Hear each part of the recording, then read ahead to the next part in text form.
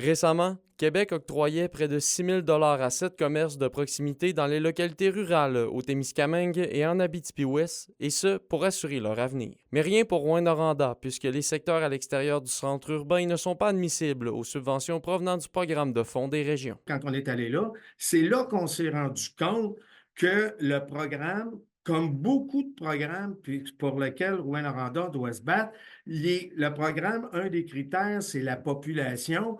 Puis le programme s'appliquait pour les municipalités de moins de 5 000 habitants. Ce commerce de proximité situé dans le quartier Hornfield à Rouyn-Noranda espère obtenir des subventions pour assurer son futur. Donc, en fait, à court terme, nous, ce qu'on souhaite réaliser, c'est la rénovation de notre site pétrolier. Ça va être une démarche qui va devenir réglementaire dans les prochaines années également.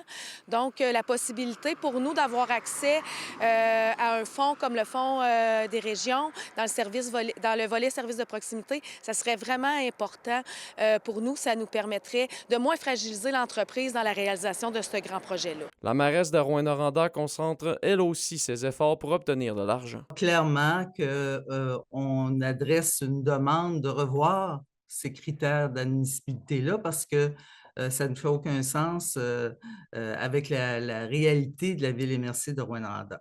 Alors, la semaine prochaine, on a des rencontres, à Québec et nous allons, nommer vraiment, cette demande-là, à la ministre parce que c'est clairement, il y a lieu de corriger. Le député Daniel Bernard assure continuer de mettre de la pression auprès de la ministre des Affaires municipales pour que Rouyn-Noranda ait accès au programme. On se bat souvent avec ça. Les ministères font des programmes, puis ils font sur une base de population, puis Rouyn-Noranda est tout le temps pénalisé. Véronique Marseille espère que son commerce, comme d'autres ailleurs, puisse traverser les années. Bien, c'est important pour les quartiers ruraux de conserver le commerce qui offre des services de proximité. Olivier Morin, RNC Nouvelles, Rouyn-Noranda.